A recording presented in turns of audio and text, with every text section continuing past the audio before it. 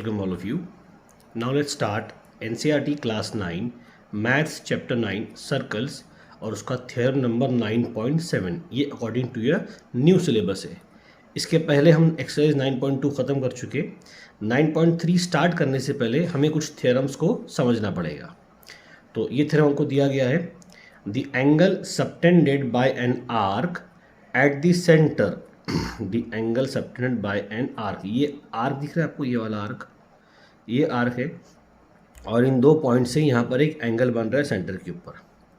अब वो एंगल क्या है, is double the angle subtended bye it at any point on the remaining part of the circle. ठीक है, तो ये एंगल डबल होगा इसी आर्क से जब बाकी के सर्कल पर किसी भी पॉइंट पर जो एंगल बनेगा उस एंगल से।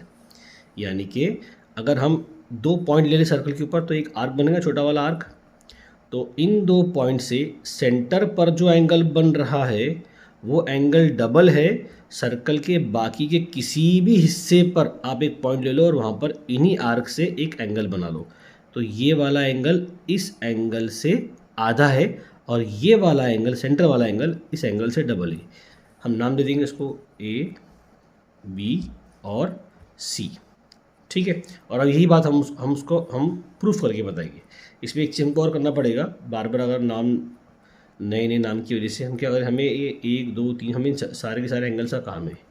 तो मैं इनको नाम देता हूँ कि एंगल 1 ले लेते हैं, इसको एंगल 2 ले लेते हैं, इसे एंगल हम 3 ले लेंगे, ये वाला 4 होगा, ये 5 और ये वाला एंगल होगा 6। ठीक है, तो सबसे पहले हम लिखेंगे यहाँ पर गिवन। ओके, तो हमारा पेन ख़त्म हो चुका है, नेक्स्ट पेन यूज़ करेंगे। चलिए, तो गिवन में हमें क्या दिया है उसने, a circle with centre O, a circle with centre O की एक बात दी है, an angle at the centre O, an angle at the center O form arc BC, form arc BC। तो ये आर्क ऐसी आएगी, ये BC है ना, ये वाली आर्क, इस आर्क की यहाँ पर बात करी है, ये आर्क का सिंबल है।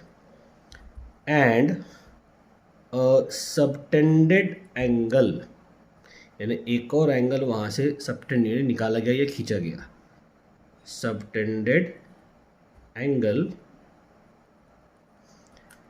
Eight A, at point A, from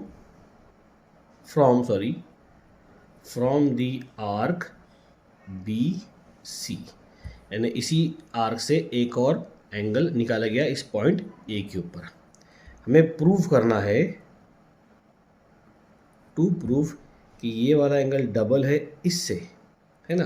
यानी कि angle B O C is equals to double of angle B A C, ये वाला एंगल इससे डबल है। ठीक है, हमने एक कंस्ट्रक्शन भी किया है। हमने क्या किया है, ए ओ को ज्वाइन किया है, ज्वाइन नहीं करना, इसको ड्रॉ करना है। Draw a line through A O. अब आएंगे हम प्रूफ की तरफ।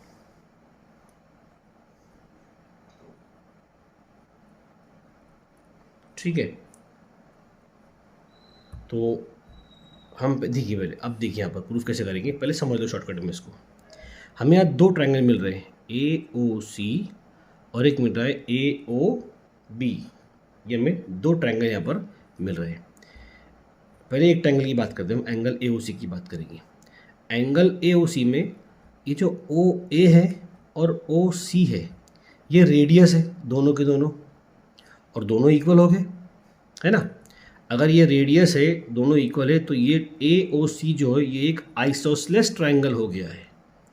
आइसोसेलेस ट्रायंगल की खासियत क्या होती है, कि उनके ऑपोजिट एंगल्स भी आपस में इक्वल होते हैं, तो इसका भी हम यूज़ करेंगे। दूसरा, अगर आप इस ए ओ लाइन को देखो जो आगे बढ़ रही है, तो एंगल 1 जो है ना, एंगल 1 वो ट्रायंगल ए ओ सी का एक्सटीरियर एंगल है। जैसे ये एक ट्रायंगल है हमारे पास में और यहाँ से लाइन आगे निकल रही है, तो ये कौन सा एंगल, ये हो गया एक्सटीरियर एंगल, बाहर वाला एंगल। और ये जो बाहर वाला एंगल होता है ना, ये अंदर के दोनों एंगल के सम के बराबर होता है, इस तरफ वाले, ये वाला और ये वाला। यही काम यहाँ होगा, ये एंगल 1 जो बाहर का एंगल है, तो ये एंगल 1 एंगल 2 और एंगल 3 के सम के बराबर होगा। यही बात हम यहाँ पर लिखेंगे इसमें। तो in triangle A O C angle 1 will be equals to angle 2 plus angle 3। यहाँ पर हम रीजन क्या लिखेंगे, बाय एक्सटीरियर एंगल थ्योरम। ठीक है, ये बात तो हमारी होगी। दूसरा, हमें ये पता है कि ओ ए ओ सी के बराबर है, ओ ए ओ सी के बराबर है। कैसे, रेडियाई ऑफ सेम सर्कल, ये दोनों एक ही सर्कल के रेडियस है। अब इसी ट्रायंगल में हम चलेंगे, अगर सर्कल सेम है तो क्या होगा, इनके ऑपोजिट एंगल भी सेम होंगे ना, तो एंगल 2 एंगल 3 के बराबर होगा। क्यों, ये होगा बाय आइसोसेलेस ट्रायंगल थ्योरम के थ्रू। तो उसको हम शॉर्टकट में लिख भी देंगे कि angles opposite to equal sides are equal, angle opposite to equal sides are equal. तो ये दोनों इक्वल हो गए, है ना। अब देखिए और से यहाँ पर क्या होने वाला है, ये हमने क्या प्रूफ किया है, देयरफॉर एंगल 1 क्या है, एंगल 2 प्लस एंगल 3 के बराबर है। ठीक है ना। अब एंगल 2 एंगल 3 तो बराबर है, इसको क्वेश्चन नंबर 1 दे दो यहाँ पर उसमें। तो क्या मैं एंगल 3 की जगह 2 लिखूँ, चलेगा, angle 1 is equals to angle 2 plus angle 2, यहाँ लिख देना फ्रॉम 1 से मैंने लिया है ना। तो एंगल 1 क्या हो गया, ये ट्वाइस ऑफ एंगल 2 हो गया। अब मैंने एंगल 2 ही क्यों लिया है, मैं ये भी तो कह सकता ना कि मैं एंगल 2 को 3 लिख दूंगा, तो एंगल 3 प्लस एंगल 3 ये हो जाएगा ट्वाइस ऑफ एंगल 3, ये भी ठीक है।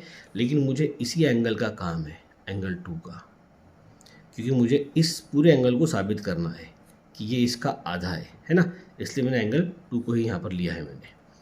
तो एंगल 1 जो क्या वो क्या होगा, एंगल ट्वाइस ऑफ एंगल 2, इसको हम इक्वेशन नंबर 3 दे देंगे, सॉरी 2 दे देंगे, अलग कर दीजिए। अभी हमारा एक पार्ट हुआ। अब इसी ट्रायंगल में अगर मैं आ जाऊँ एंगल ए ओ बी के अंदर, यहाँ भी वही सारे रूल लागू हो गए कि एंगल 4 जो होगा वो एंगल 5 प्लस एंगल 6 के बराबर होगा, और एंगल 5 और एंगल 6 भी आपस में बराबर हो गए। तो फिर एंगल 4 जो है बराबर होगा ट्वाइस ऑफ एंगल 5 के, है ना। तो इतना पूरा ना करते हुए, ये पूरा डबल से ना करते, हम शॉर्टकट में लिखेंगे similarly in triangle A O B, direct ये बात लिखो सीधा, angle 4 is equals to twice of angle 5। Directly आ जाओ, इतना पूरा लिखने की कोई ज़रूरत नहीं है। आपको एक चीज़ समझ में आ गई, आप उसको दोबारा यहाँ पर सारी बातें लिखेंगे, सेम बातें रिपीट होगी। तो सिमिलरली लिख के हमने इसको हमारे इक्वेशन बना लिया। यही इक्वेशन नंबर हमारी क्या, 3। अब देखिए यहाँ पर हम क्या करें, हम इन दोनों को ऐड करेंगे, एडिंग इक्वेशन 2 एंड 3। तो इसका LHS ये होगा, तो एंगल 1 प्लस एंगल 4, और ये क्या होगा, twice of angle 2 plus twice of angle 5। तो एंगल 1 एंगल 4 कौन से हैं, ये एंगल है, एंगल 1 और एंगल 4 ये दोनों एंगल है। तो ये दोनों को मिलाकर ये एंगल BOC बन रहा है ना, BOC पूरा का पूरा। तो लिखिए हम angle BOC, angle 1 plus angle 4 मिला करके। 2 हमारा कॉमन आ गया, अंदर बचा एंगल 2 प्लस एंगल 5 यहाँ पर। तो एंगल BOC 2 को बाहर रखिए, एंगल 2 प्लस एंगल 5 यहाँ बन रहा है, दिख रहा है आपको, 2 और 5। तो ये बन रहा है एंगल बी ए सी, ये पूरा एंगल बन रहा है। तो हम 2 + 5 की जगह लिखेंगे एंगल बी ए सी। यही बात हमें साबित करनी थी और ये बात हमने प्रूफ कर दी है। देखिए angle B O C is equal to twice of angle B A C. I hope आपको ये थ्योरम समझ में आया होगा। हम अगली थ्योरम की तरफ आगे बढ़ेंगे।